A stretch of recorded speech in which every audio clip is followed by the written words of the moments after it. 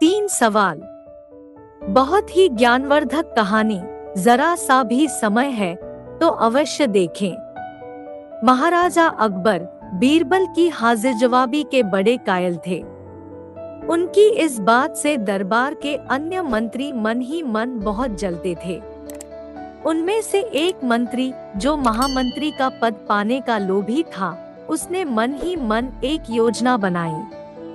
उसे मालूम था कि जब तक बीरबल दरबार में मुख्य सलाहकार के रूप में है, उसकी यह इच्छा कभी पूरी नहीं हो सकती। एक दिन दरबार में अकबर ने बीरबल की हाजिर जवाबी की बहुत प्रशंसा की।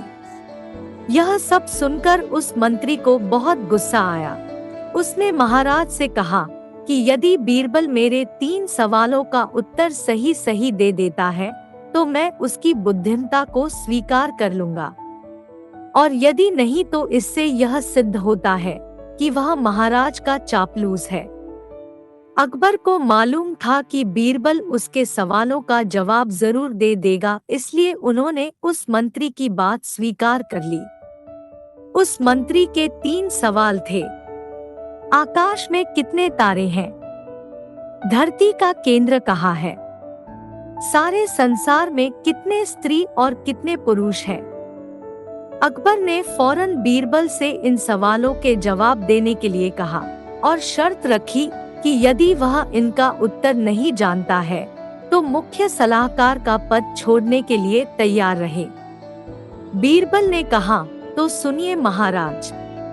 पहला सवाल। बीरबल ने एक भेड़ मंगवाई और कहा, जितने बाल इस भेड़ के शरीर पर हैं, आकाश में उतने ही तारे हैं। मेरे दोस्त, गिनकर तसल्ली कर लो, बीरबल ने मंत्री की तरफ मुस्कुराते हुए कहा। दूसरा सवाल। बीरबल ने जमीन पर कुछ लकीरें खींची और कुछ हिसाब लगाया। फिर एक लोहे की छड़ मंगवाई गई और उसे एक जगह गाड़ दिया और बीरबल ने महाराज से कहा, महाराज, बिल्कुल इसी जगह धरती का केंद्र है, चाहे तो आप स्वयं जांच लें।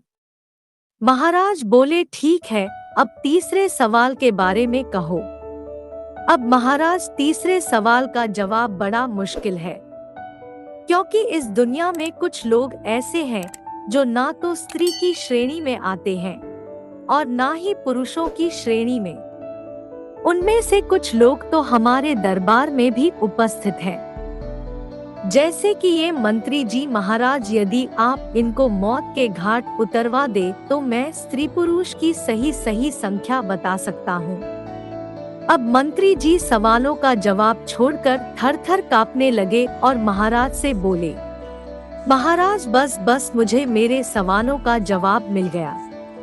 मैं बीरबल की बुद्धिमानी को मान गया हूँ।